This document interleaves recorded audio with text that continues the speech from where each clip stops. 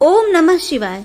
भगवान शिव कहते हैं, गरीबी से मुक्ति के लिए इन 3 बातों को किसी से न बताएं। प्रिय भक्तगण, आज हम आपको एक कथा का श्रवण करा रहे हैं जो सुनने मात्र से आपके जीवन में सुख, संपत्ति और धन की वर्षा होगी। तो चलिए कथा को प्रारंभ करते हैं। भगवान शिव माता पार्वती से कहते हैं, यह 3 बातें मानव को कभी भी किसी को नहीं बताना चाहिए। जो मानव यह 3 बातें नहीं बताते हैं वह इंसान कभी भी गरीब नहीं रहेगा। फिर माता पार्वती कहती है, हे प्राणनाथ, वह कौन सी 3 बातें हैं जिसे जान लेने से इंसान को कभी भी दुखों का सामना नहीं करना पड़ेगा। भगवान शिव कहते हैं, हे देवी, आज मैं पृथ्वी लोक पर एक सन्यासी का रूप धारण करके यह 3 बातें बताने जा रहा हूँ। कृपया आप इस कहानी को ध्यान से सुने। अगर आप यह कहानी सुन रहे हैं तो पूरा सुने। इस कथा को आधा अधूरा छोड़कर जाने की गलती मत करिएगा, क्योंकि इस पवित्र कथा को पूरा सुनने से मनचाहे फल की प्राप्ति होगी। इसलिए इस कथा को पूरा सुने। आप शिव भक्त हैं तो भोलेनाथ का अनादर न करें। भगवान शिव पृथ्वी लोक पर एक सन्यासी के रूप में आते हैं। आज की इस प्यारी सी कहानी की शुरुआत करते हैं। प्राचीन समय की बात है। एक नगर में एक धनवान सेठ रहता था। उसके घर में किसी चीज की कोई कमी नहीं थी और उसका व्यापार बहुत अच्छा चल रहा था। उसकी पत्नी भी बहुत खुश रहती थी, क्योंकि सेठ हर महीने उसके लिए नए नए गहने खरीदता था और उसे बहुत प्रसन्न रखता था। प्रिय श्रद्धालुओं, सेठ के घर के बगीचे में एक वट वृक्ष था। उस वट वृक्ष के नीचे सन्यासी अपना आसन बिछाकर ध्यान किया करते थे। सेठ और सेठानी दोनों सन्यासी की बहुत सेवा करते थे और उसकी देखभाल करते थे, क्योंकि वह सन्यासी कई सालों से उस वट वृक्ष में रह रहे थे। सेठ हर रोज सन्यासी को घर का भोजन देते थे और सन्यासी भी उनसे बहुत प्रेम करते थे। भगवान शिव जो सन्यासी थे वह बहुत खुश थे, क्योंकि उन्हें किसी चीज के लिए कहीं और जाना नहीं पड़ता था। सेठ और सेठानी हर रोज उन्हें स्वादिष्ट भोजन खिलाते थे। प्रिय श्रद्धालुओं, सेठ की पत्नी बहुत ही सरल और भोली स्वभाव की थी। उसकी आदत थी कि वह घर की हर बात बाहर वालों को बता देती थी। एक दिन सेठ की पत्नी ने अपने पति से पूछा, आपका व्यापार कैसा चल रहा है? आप कैसे इतना मुनाफा कमाते हो? श्रद्धालुओं, अपनी पत्नी का ऐसा सवाल सुनकर सेठ ने सारी बात बता दी। सेठ ने कहा, प्रिय, मैं अनाज का धंधा करता हूँ। मैं चंबल की घाटी से अनाज खरीदता हूँ और उसे महंगे दामों में बेच देता हूँ। प्रिय श्रद्धालुओं, अपने पति की यह बात जानकर सेठानी बहुत प्रसन्न हुई। उसने सोचा, मेरे पति तो बहुत ही बुद्धिमान है।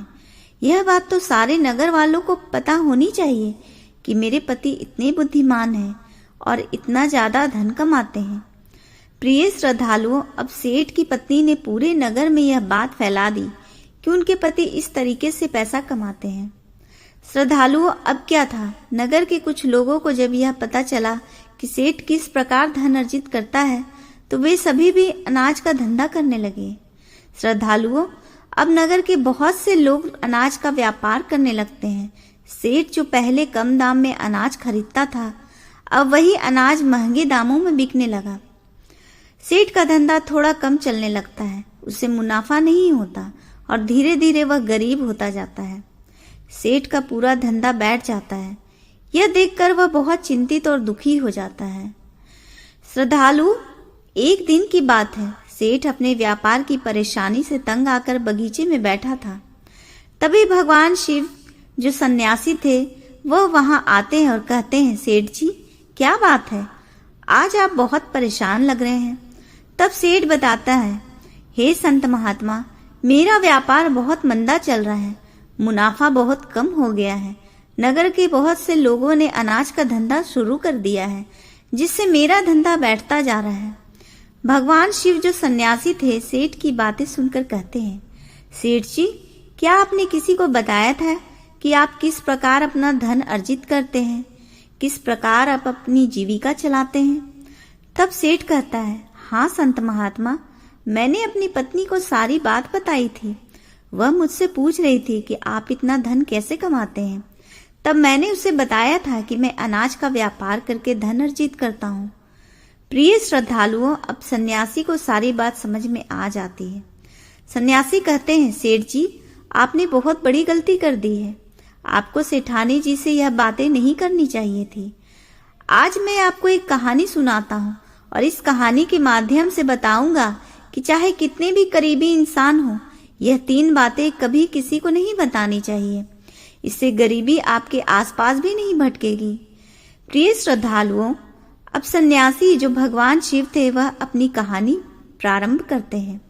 सन्यासी कहते हैं, सेठ जी, एक समय की बात है, एक नगर में एक गरीब आदमी रहता था। वह इतना गरीब था कि अपने परिवार के लिए ठीक से भोजन भी नहीं जुटा पाता था।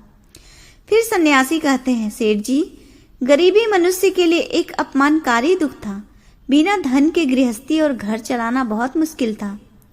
फिर सन्यासी कहते हैं, सेठ जी, वह गरीब आदमी जैसे तैसे अपने घर वालों का पेट पाल रहा था। कभी उनको भोजन मिल जाता था तो कभी भूखे पेट ही सोना पड़ता था। एक दिन उस गरीब आदमी की पत्नी ने कहा, हमारे पास तो धन ही नहीं है। सुबह को खा ले तो शाम की उम्मीद नहीं है, शाम को खा ले तो सुबह की उम्मीद नहीं है। आखिर ऐसे कब तक चलेगा? मैं जैसे तैसे करके घर चला लूंगी, लेकिन आप धन कमाने के लिए परदेश चले जाएं। इस प्रकार से हमारे परिवार का गुजारा नहीं चलेगा। मनुष्य के पास चाहे कितना ही धन हो, लेकिन अगर उसके पास कोई काम नहीं है तो वह धन भी बेकार होता है। अगर हम कुछ नहीं करेंगे तो अपने बच्चों को कैसे पालेंगे? भूखे मरने से अच्छा है कि किसी भी छोटी मोटी मजदूरी ही कर ले। अब पत्नी के बार बार कहने पर वह गरीब आदमी धन कमाने की आस लेकर घर से निकल पड़ा। वह जंगलों के रास्ते से प्रदेश में रवाना हुआ। चलते चलते वह एक जंगल में पहुंच गया। दूर की यात्रा तय करते जा रहा था। बेचारा थका हुआ था तो उसने देखा कि आगे एक छायादार बरगद का पेड़ है। उस पेड़ की लंबी लंबी शाखाएं थीं। उसकी जड़ें जमीन को छू रही थी। शीतल छाया देखकर वह बेचारा गरीब आदमी उस पेड़ के नीचे बैठकर आराम करने लगा। प्रिय श्रद्धालुओं, सन्यासी आगे कहते हैं, वह गरीब आदमी वहीं बरगद के नीचे आराम से लेटा हुआ था। तभी उसने देखा कि कहीं से एक सांप आया और वह सांप उसी पेड़ पर चढ़ गया। गरीब आदमी उस सांप को गौर से देख रहा था। सोचने लगा कि यह सांप इस बरगद पर क्यों चढ़ रहा है और अब क्या करेगा। तभी उसने देखा कि उस पेड़ की डाल पर तोता और मैना का घोंसला था। घोंसले में तोता और मैने के बच्चे रखे हुए थे। सांप को देखकर तोता और मैना के बच्चे डर के मारे चिल्लाने लगे। वह गरीब आदमी देखते ही समझ गया कि यह दुष्ट सांप इन बच्चों को खाने आया है। सोचने लगा कि मैंने तो इन बच्चों को देख लिया है, अगर अब मैं इन्हें नहीं बचाता हूं तो मुझे पाप लगेगा। बच्चे तो बच्चे ही होते हैं, चाहे वो इंसान के हो या किसी पक्षी के। बच्चों की हमेशा रक्षा करनी चाहिए। उधर वह सर्प उन बच्चों के पास पहुंच जाता है।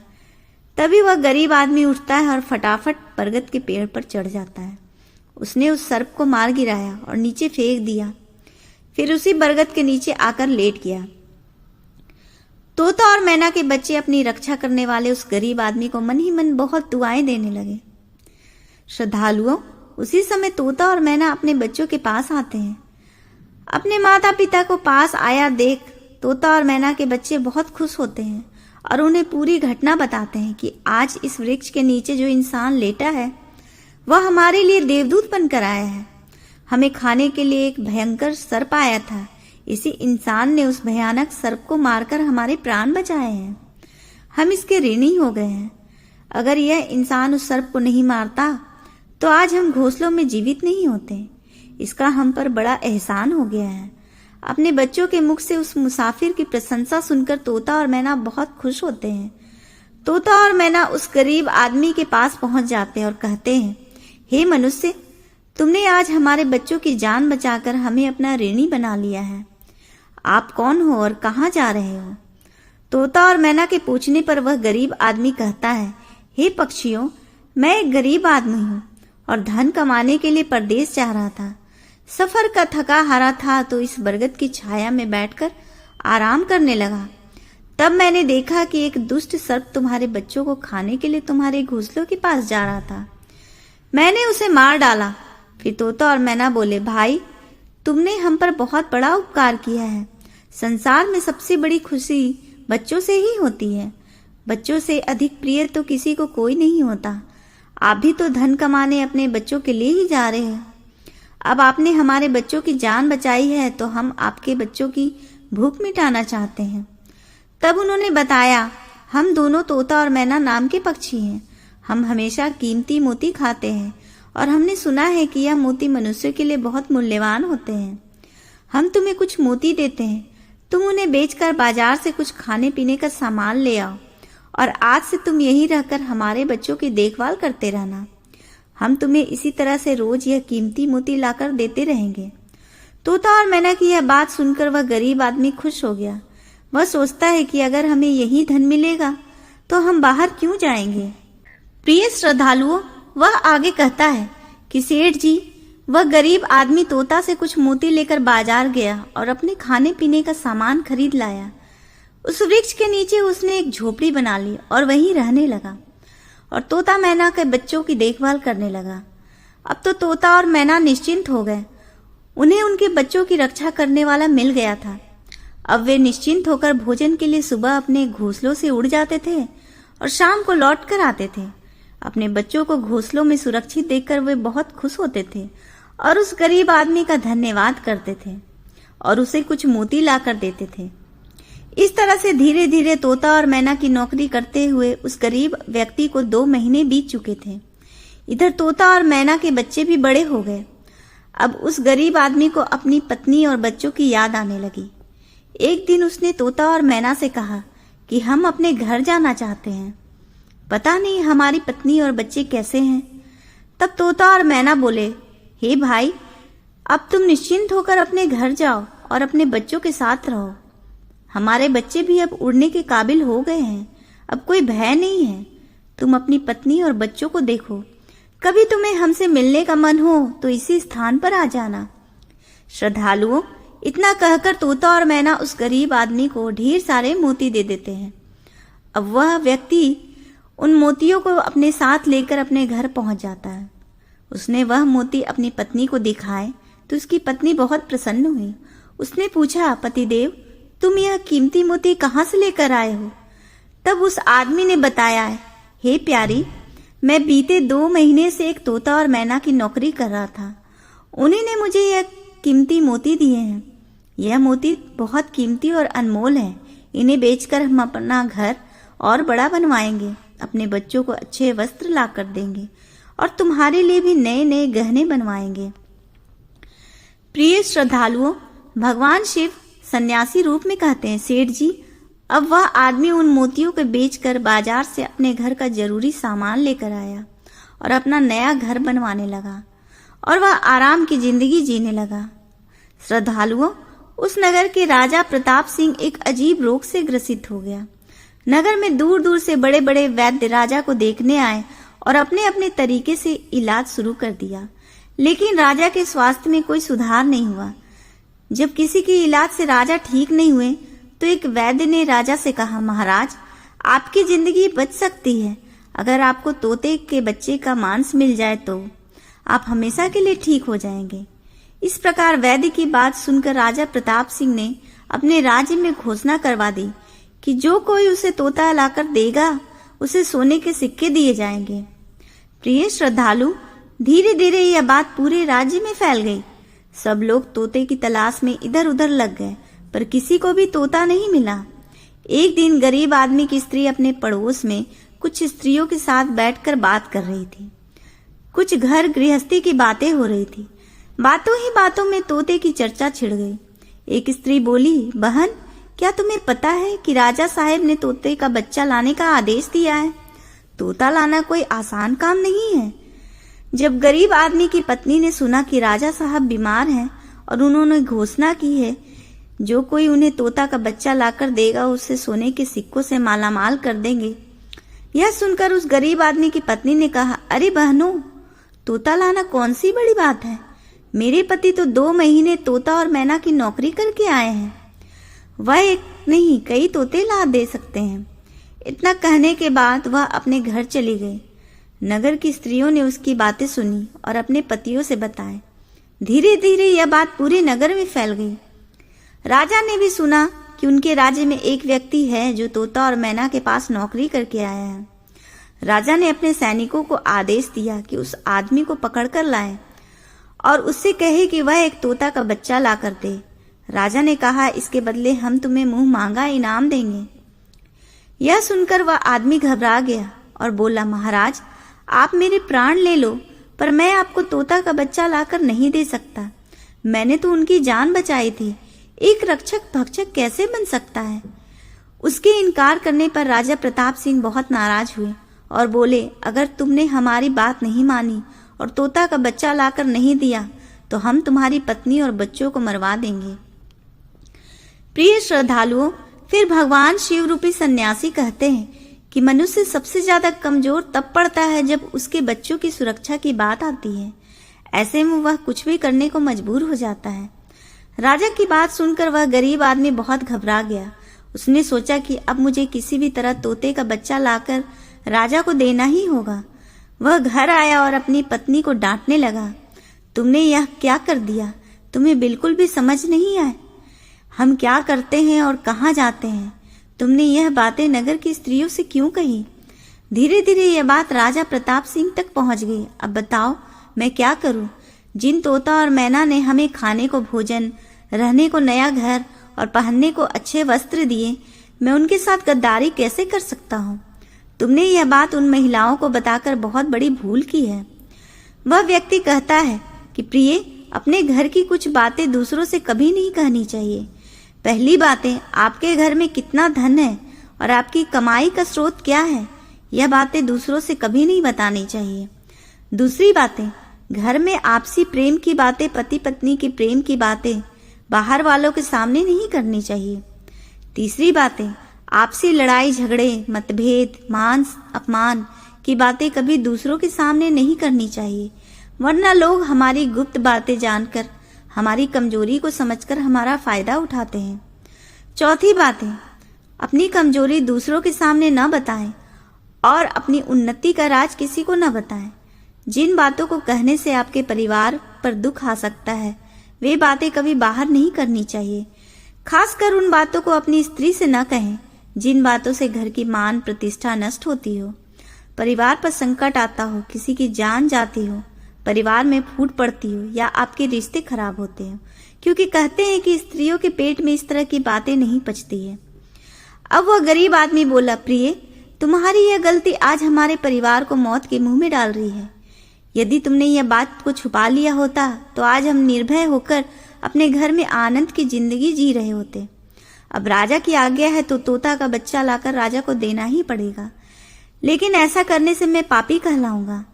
जिन बच्चों की मैं इतने दिनों से देखभाल करी, जिन्हें मैंने मरने से बचाया, अब मैं उन्हें किस प्रकार मौत के मुंह में डाल सकता हूँ?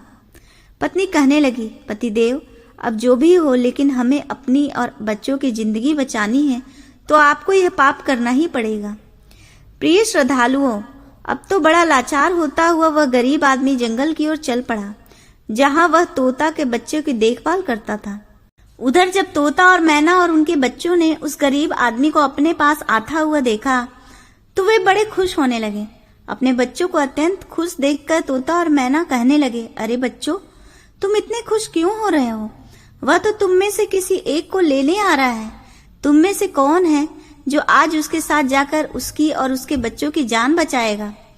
फिर तोता कहता है कि बच्चों, लेकिन एक बात याद रखना, तुम में से जो भी उसके साथ जाएगा वह कभी लौट कर नहीं आएगा। वह नगर के राजा का भोजन बन जाएगा। प्रिय श्रद्धालु, तब तोता के बच्चों ने पूछा कि आप ऐसा क्यों कह रहे हैं? तोता बताता है कि बच्चों, यहाँ का राजा बीमार पड़ गया है और वैद्य ने उसे तोता के बच्चे का मांस खाने को कहा है, इसलिए तुम में से किसी एक को वह लेने के लिए आया है। यदि तुम में से कोई उसके साथ जाने को तैयार है तो वह जा सकता है। तभी उनमें से एक बच्चा कहने लगा, हे माता पिता, उस आदमी ने भी हम सब की जिंदगी बचाई है और आज वह आदमी बहुत बड़ी मुसीबत में है। ऐसे में हमें भी उसकी मदद करनी चाहिए, चाहे हमारी जान ही क्यों न चली जाए, लेकिन हम उसके साथ जरूर जाएंगे। उधर वह आदमी उस बरगद के वृक्ष के नीचे आता है और तोता और मैना से अपना दुख बताता है। तब तोता मैना कहते हैं, हे भाई, तुम चिंता ना करो, हमारे बच्चे तुम्हारे साथ जाने के लिए तैयार हैं। तुम इनमें से किसी एक को ले जाओ। श्रद्धालुओं, अब वह गरीब आदमी उनमें से एक तोता के बच्चे को लेकर लौट जाता है और राजा को ले जाकर दे देता है। राजा उस तोते के बच्चे को एक पिंजरे में बंद करता है और अपने नौकर को रखने के लिए कहता है। राजा कहता है कि हम इसे सुबह निकालेंगे और फिर इसके मांस को खा जाएंगे।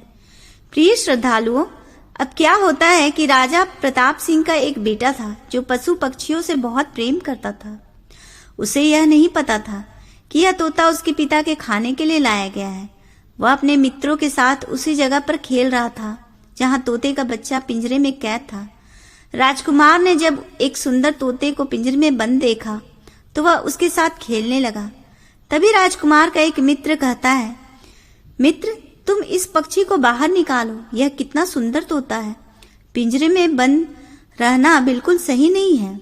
हम इसे आजाद कर देते हैं। अपने मित्र की बातें सुनने के बाद राजकुमार ने उस तोते के बच्चे को पिंजरे से बाहर निकाल दिया। जैसे ही वह पिंजरा खोलता है, तोता का बच्चा आकाश में उड़ जाता है। धीरे धीरे यह बात राजा तक पहुंची कि आपके राजकुमार ने उस तोते को छोड़ दिया है। अब आपके प्राण बचाना बड़ा ही मुश्किल है। यह सुनकर राजा को बहुत गुस्सा आया। उन्होंने तुरंत राजकुमार को बुलाया और गुस्से में कहा, अरे नादान पुत्र, तूने उस तोते के बच्चों को क्यों छोड़ दिया? राजकुमार बहुत घबरा गया और बोला, पिताजी, मुझे क्या पता था कि वह उड़ जाएगा। मैं तो उसके साथ खेलना चाहता था। अपने पुत्र की बात सुनकर राजा को और भी गुस्सा आया। उन्होंने उसे नगर से निकालने का आदेश दे दिया। प्रिय श्रद्धालुओं, अब राजा के सैनिक राजकुमार को नगर की सीमा से बाहर छोड़ देते हैं। उधर वह तोते का बच्चा उड़कर अपने माता पिता के पास पहुंचता है और उन्हें सारी बात बताता है कि राजा के बेटे ने उसे आजाद कर दिया है। तोता और मैना ने जब अपने बच्चे को देखा तो कहा, पुत्र, राजा के बेटे ने तुम्हें तो आजाद कर दिया, लेकिन वह खुद संकट में फंस गया है। उसके दुष्ट पिता ने उसे नगर से बाहर निकाल दिया है। अब उसकी जिंदगी की जिम्मेदारी तुम्हारे ऊपर है। तुम जाओ और उसकी मदद करो। प्रिय श्रद्धालुओं, तोता राजकुमार की मदद करने के लिए उसके पास पहुंच जाता है। राजकुमार उसे देखते ही पहचान लेता है। यह तो वही पक्षी है जिसे मैंने पिंजरे से आजाद किया था। राजकुमार कहता है, तुम्हारी वजह से मुझे मेरे पिता ने नगर से निकाल दिया है। अब तुम ही बताओ मैं क्या करूं, कहाँ जाऊं? तोता कहता है, मित्र, तुम चिंता मत करो। तुमने मेरी जान बचाई है, इसलिए मैं तुम्हारी मदद करने आया हूँ। दुख सुख में अब मैं तुम्हारे साथ ही रहूंगा। श्रद्धालुओं, अब राजकुमार खुश हो जाता है क्योंकि उसे कम से कम एक साथी तो मिल ही गया था। अब तोता और राजकुमार दोनों ही एक दूसरे नगर में घूमने लगते हैं। चलते चलते वे दोनों एक सुंदर बगीचे में पहुंच जाते हैं। उसी बीच में वहां के राजा की पुत्री भी अपनी सहेलियों के साथ घूमने आया करती थी। उस राज्य के राजा की कन्या का नाम रूपमती था। राजकुमारी रूपमती बहुत ही सुंदर थी और उसकी खूबसूरती की चर्चा पूरे नगर में होती थी। राजकुमार और तोता उस बगीचे में बैठे हुए थे। तभी वहां राजा की कन्या रूपमती अपनी सहेलियों के साथ बगीचे में घूमने आती है। राजकुमारी को देखकर राजकुमार तोते के पीछे छुप जाता है और तोता राजकुमारी के सामने पहुंच जाता है। राजकुमारी उस सुंदर तोते को देखकर मोहित हो जाती है। वह उसे पकड़ना चाहती है, लेकिन तोता उसकी पकड़ में नहीं आता। यहाँ राजकुमार राजकुमारी रूपमती की सुंदरता पर मोहित हो जाता है। प्रिय श्रद्धालुओं, कुछ समय बगीचे में टहलने के बाद राजकुमारी अपने महल में लौट जाती है। राजकुमार पूरी तरह से राजकुमारी पर मोहित हो गया था। अब तो उसे एक पल भी अच्छा नहीं लग रहा था। तब तोता ने कहा, मित्र, तुम चिंता मत करो। तुम जिसे चाहने लगे हो मैं तुम्हें उससे मिलवा दूंगी। राजकुमार बोला, मित्र, तुम मुझे किसी भी तरह उस राजकुमारी से मिला दो। मैं उसके बिना अब रह नहीं पाऊंगा। तोता बोला, मित्र, तुम मुझ पर भरोसा रखो। मैं पता लगाकर आता हूँ कि राजकुमारी कहाँ रहती है और तुम मुझसे कैसे मिल सकते हो। प्रिय श्रद्धालुओं, अब तोता राजकुमारी रूपमती के पास जाता है। राजकुमारी के महल में चारों तरफ सैनिक तैनात थे, लेकिन तोता उड़ता हुआ ऊपर से जाता है और जाकर राजकुमारी के कक्ष के बाहर बैठ जाता है। तोता वहां से सब नजारा देखता है और सारी बात आकर राजकुमार को बताता है कि महल में जाकर राजकुमारी से मिलना बहुत मुश्किल है। तोता कहता है, तुम एक काम करो, अपना रुमाल मुझे दे दो। मैं तुम्हारा रुमाल आज राजकुमारी के पास पहुंचा दूंगा और उसकी चुनरी ले आऊंगा। प्रिय श्रद्धालुओं, अब रात में तोता राजकुमार का रुमाल लेकर राजकुमारी के पास रख देता है और राजकुमारी का चुनरी साथ ले आता है। सुबह जब राजकुमारी रूपमती जागती है तो देखती है कि उसकी चुनरी गायब है और उसके पास एक रुमाल रखा हुआ है। राजकुमारी तुरंत समझ जाती है कि रात में कोई पुरुष उसके कक्ष में आया था। उसने देखा कि उसकी चुनरी गायब है और उसकी जगह किसी पुरुष का रुमाल रखा हुआ है। राजकुमारी बहुत व्याकुल हो जाती है और अपने सभी सिपाहियों को सावधान कर देती है। वह सिपाहियों से पूछती है कि रात में उसके पास कौन आया था, लेकिन किसी के पास कोई जवाब नहीं होता। अब राजकुमारी के कक्ष की सुरक्षा और भी बढ़ा दी जाती है। प्रिय श्रद्धालुओं, अगली रात फिर से तोता राजकुमारी के कक्ष में जाता है और अपने मित्र द्वारा लिखी हुई चिट्ठी को राजकुमारी के पास रख आता है। अगले दिन जब राजकुमारी जागती है और चिट्ठी पढ़ती है तो उसने लिखा होता है कि राजकुमारी, मैंने जब से तुम्हें देखा है तब से मैं तुम्हारा हो गया हूँ। मैं तुमसे विवाह करना चाहता हूँ। अगर तुम्हें मुझसे मिलना है तो तुम अपने बगीचे में आ जाना, मैं तुम्हें वहां मिल जाऊंगा। अब राजकुमारी अपनी सहेलियों को लेकर बगीचे में जाती है, लेकिन वहां उसे कोई पुरुष नजर नहीं आता। वहां तो सिर्फ वही तोता घूम रहा होता है जिसे उसने उस दिन देखा था। तोता राजकुमारी से कहता है, राजकुमारी, तुम जिसे देख रही हो मैं तुम्हें उससे मिला सकता हूँ, लेकिन पहले तुम मुझे वचन दो कि तुम यह बात अपने पिता से नहीं कहोगी और मेरे मित्र को बंदी नहीं बनाओगी। राजकुमारी ने वचन दिया कि वह उसे बंदी नहीं बनाएगी। मुझे उससे मिलाओ, मैं भी देखना चाहती हूँ कि वह कौन है जो इतने सख्त पहरे के बावजूद भी मेरे कक्ष में पहुंच गया। तब तोता ने अपने मित्र राजकुमार को बुलाया। श्रद्धालुओं, राजकुमार भी देखने में बहुत सुंदर था। उसकी सूरत देखकर राजकुमारी भी उस पर मोहित हो गई। तब राजकुमार आता है और राजकुमारी के पास बैठकर बड़े ध्यान से उसके सुंदर चेहरे को निहारने लगता है। राजकुमारी ने पूछा, तुम कौन हो और इतने कड़े पहरे के बाद भी तुम मेरे कक्ष तक कैसे पहुंच गए? राजकुमार बोला, प्रिय, जब दिल में प्रेम होता है तो कोई भी कार्य असंभव नहीं होता। जब से मैंने तुम्हें देखा है तब से मैं तुम्हें प्रेम करने लगा हूँ और तुमसे विवाह करने की इच्छा रखता हूँ। श्रद्धालुओं, जब राजकुमारी ने पूछा कि तुम कौन हो और कहाँ से आए हो, तब राजकुमार ने अपनी पूरी कहानी उसे सुनाई। राजकुमार की कहानी सुनने के बाद राजकुमारी के मन में उसके लिए सहानुभूति हो गई। अब तो रोजाना राजकुमारी रूपमती उस राजकुमार से मिलने उस बगीचे में आया करती थी।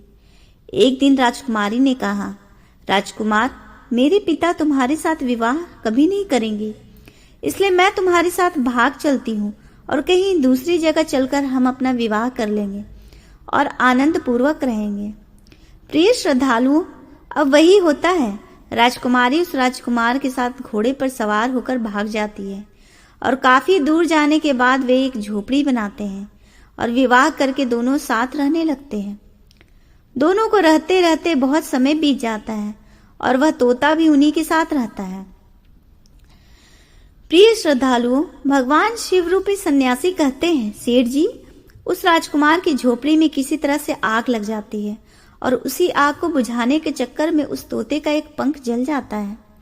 तब तोते ने कहा, देखो मित्र, अब आप अपने घर चले जाएं। अब आपके पिता का गुस्सा भी शांत हो चुका होगा। अब आपके पिता आपसे कुछ नहीं कहेंगे। जब वह आपको अपनी बहू के साथ देखेंगे तो वह आपको माफ कर देंगे। मेरा तो एक पंख जल गया है, मैं अब उड़ नहीं सकता, इसलिए मैं कुछ दिन तक यही रहकर अपने पंख होने का इंतजार करता हूँ। जब मेरा पंख दोबारा उड़ जाएगा तो मैं आपसे मिलने के लिए जरूर आऊंगा। श्रद्धालु, इस प्रकार से वह दोनों राजकुमार और उसकी पत्नी अपने नगर के लिए चल देते हैं। चलते चलते रास्ते में एक नदी पड़ती है। उस नदी पर एक नाविक नाव चलाता था। राजकुमार अपनी पत्नी को लेकर नाव में बैठ जाता है। जैसे ही नाव पानी के बीच में पहुंचती है तो राजकुमार देखता है कि एक चूहा बार बार नाव पर चढ़कर आता है, लेकिन वह नाविक उसे हटाकर नदी में गिरा देता है। कई बार उस चूहे को नाविक हटा देता था। तब राजकुमार कहने लगा, अरे यह बेचारा इस प्रकार से तो जल में डूबकर मर जाएगा। यह अपने प्राणों की रक्षा करने के लिए इस नाव पर चढ़ रहा है, इसे चढ़ जाने दो। जब राजकुमार ने नाविक से कहा कि आप इस चूहे को चढ़ जाने दें, तो राजकुमार के कहने पर उस नाविक ने उस चूहे को अपनी नाव पर चढ़ जाने दिया। जैसे ही चूहा नाव के अंदर गया, वह अंदर जाकर छुप गया। थोड़ी देर बाद उन्होंने देखा कि नाव के अंदर धीरे धीरे पानी आने लगा। प्रिय श्रद्धालुओं, उसी चूहे ने नाव को काटकर उसमें छेद कर दिया था, जिससे नाव में पानी भरने लगा। जब नाव में पानी बढ़ने लगा तो नाव पानी में डूबने लगी। धीरे धीरे जब नाव पूरी तरह डूब गई तो उसी समय राजकुमारी और राजकुमार पानी में बहने लगे। पानी के बहाव से राजकुमार बहुत दूर पहुंच गया और राजकुमारी रूपमती भी उसी पानी में बहती हुई राजा के बगीचे में जा पहुंची। बगीचे में रहने वाला माली जब राजकुमारी को बेहोश अवस्था में नदी के किनारे पड़ा देखता है तो वह जाकर राजा को यह खबर देता है। राजा जब सुंदर लड़की को देखता है तो वह उस पर मोहित हो जाता है और सुंदर राजकुमारी को देखकर उसे अपने महल में ले आता है और राज्य वैद्य से उसका इलाज करवाता है। श्रद्धालुओं, कुछ दिन बीतने के बाद राजकुमारी जब ठीक हो जाती है तो एक दिन वह देखती है कि राजा उसके करीब खड़ा है। राजा ने पहले ही राजकुमारी रूपमती के चेहरे को निहार रखा था। अब वह राजकुमारी से विवाह करना चाहता था। राजा कहने लगा, हे राजकुमारी, तुम्हारा भी इस दुनिया में कोई नहीं है। अब तुम हमारी पत्नी बन जाओ, तुम हमारी रानी बन जाओ और हमारे महलों में बड़े आराम के साथ रहो। प्रिय श्रद्धालु, राजकुमारी रूपमती बहुत ही बुद्धिमान थी। उसने अपने मन में विचार किया कि यदि वह इस समय राजा को विवाह करने से मना करती है तो राजा उसके साथ जबरदस्ती करेगा। इसलिए उसने राजा से कुछ दिनों के लिए समय मांग लिया। रूपमती बोली, राजा साहब, थोड़े दिन ठहर जाओ, इसके बाद मैं तुमसे विवाह कर लूंगी। अब राजकुमारी उसी राजा के महल में रहने लगी और गरीब असहाय लोगों को भोजन करवाने लगी। श्रद्धालुओं, उधर अब क्या होता है, उसका जो पति था राजकुमार, जो पानी में बह गया था, वह बेचारा मुसीबत का मारा हुआ इधर उधर घूमता हुआ उसी जगह पर भोजन की तलाश में पहुंच जाता है जहां राजकुमारी गरीबों को भोजन कराती थी। वही राजकुमार भी पहुंच गया। राजकुमारी ने उसे देखते ही पहचान लिया और उसकी आंखों में आंसू आ गए। राजकुमारी ने राजकुमार को एकांत में बुलाया और सारी बात बताई। उसने कहा, हे स्वामी, आप यहाँ आराम से रहिए और इसी राजा की नौकरी कीजिए। जब हमें मौका मिलेगा तब हम यहाँ से भाग चलेंगे। श्रद्धालुओं, राजकुमार उसकी बात से सहमत हो गया और राजा का नौकर बनकर महल में रहने लगा। वह राजकुमारी रूपमती की सहायता करने लगा और गरीबों को भोजन परोसने लगा। लेकिन राजा को यह नहीं पता था कि राजकुमार उसका पति है। राजा तो उसे अपना नौकर समझता था। प्रिय श्रद्धालु, इस प्रकार राजकुमारी रूपमती राजकुमार के साथ पक्षियों को दाना खिलाती थी। एक दिन वही तोता राजकुमारी के यहाँ दाना चुगने आया। अब उसके नए पंख निकल आए थे। जब वह दाना चुगने आया तो राजकुमार और राजकुमारी को पहचान लिया। राजकुमारी रूपमती ने तोते को देखा तो उसकी आंखों में आंसू झलक आए। उन्होंने तोता को पूरी कहानी सुनाई कि वे किस प्रकार से यहाँ फंस चुके हैं और राजा को भी नहीं पता कि वे पति पत्नी हैं। तब तोता कहने लगा, हे राजकुमार, आप चिंता मत करो। आज रात राजा के सभी सैनिक सो जाएंगे, तब हम तुम्हें यहाँ से निकाल कर तुम्हारे पिता के घर पहुंचा देंगे। प्रिय श्रद्धालु, वही हुआ जो होना था। जब रात होती है तो राजा के सभी सिपाही गहरी नींद में सो जाते हैं। जब सभी सैनिक सो गए तो उसी समय राजकुमारी और राजकुमार महल से निकल पड़े। रात के अंधेरे में वे राजकुमार अपने पिता प्रताप सिंह के राज्य में पहुंच गया। राजकुमार अपनी पत्नी को साथ लेकर अपने पिता के पास पहुंचा। उन्हें देखकर राजकुमार का पिता बहुत प्रसन्न हुआ। उसे अपनी करनी पर पश्चाताप हुआ कि उसने अपने पुत्र को नगर से निकालकर बहुत बुरा किया। वह बार बार अपने पुत्र से क्षमा मांगता है। तब राजकुमार ने बताया, हे पिताजी, मेरी रक्षा उसी तोते ने की जिसे आप मार कर खाना चाहते थे। उसी ने मेरे प्राण बचाए हैं और मुझे शत्रुओं से छुटकारा दिलाया है। राजकुमार के मुख से तोते की बात सुनकर राजा बहुत प्रसन्न हुआ और उसी दिन से राजा ने प्रण किया कि आज से हमारे राज्य में कोई भी पशु पक्षियों को नहीं मारेगा और सभी लोग उन्हें दाना देंगे। प्रिय श्रद्धालु, इतनी कहानी सन्यासी सेठ जी को सुनाते हैं और बताते हैं कि देखा सेठ जी, इस प्रकार कुछ बातें बताने पर जीवन में घोर संकट आ सकता है, इसलिए यह बातें किसी को भी नहीं बतानी चाहिए। जैसे आपने अपनी पत्नी को बताया कि आप किस प्रकार धन अर्जित करते हैं और आज आपका व्यापार खतरे में है। प्रिय श्रद्धालु, सेठ जी को अपनी गलती का एहसास होता है और वह अपनी पत्नी को समझाते हैं कि तुम इन बातों को किसी को मत बताया करो। फिर भगवान शिव कहते हैं, हे देवी, हमारी आज की कथा पूर्ण हुई। आज की कहानी यही समाप्त होती है। इस वीडियो को बोलते समय कोई त्रुटि हो तो मैं क्षमा चाहती हूँ।